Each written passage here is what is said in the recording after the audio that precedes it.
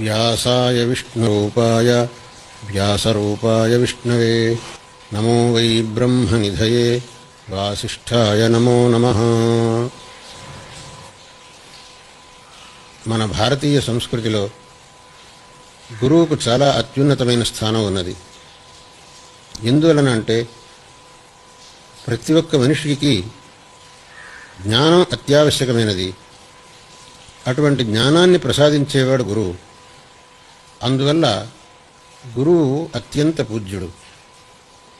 అటువంటి గురు పరంపరలో వేదవ్యాసుల వారు అత్యంత ప్రముఖమైనటువంటి స్థానాన్ని కలిగి ఉన్నటువంటి వారు. వేదవ్యాసుల వారి యొక్క అవతారం జరగకపోయినట్లయితే మనకు మహాభారతం దొరికేది కాదు,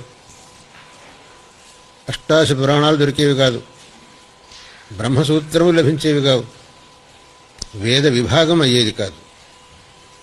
ఈ మహానుభావులైన వేదవ్యాసులు అవతరించి వేద విభాగమనర్చి మహాభారతాన్ని రచించి అష్టాదశ పురాణములను రచించి బ్రహ్మసూత్రములను రచించి మనకు పరమానుగ్రహం చేశారు.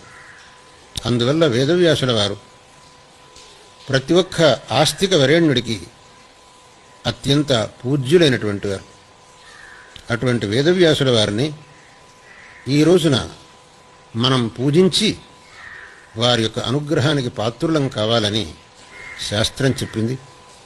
అలాగే వేదవ్యాసుల వారితో పాటు మన యొక్క గురు పరంపరను అదే విధమైన శ్రద్ధతో పూజించాలి. ఆ గురు పరంపర మనల్ని సదా అనుగ్రహించాలి అనే దృష్టితో వ్యాస పూజ, గురు పూజ నిర్వర్తించడం అనేది అత్యంత దీర్ఘకాలం నుంచి వస్తూ ఉన్న సంప్రదాయం.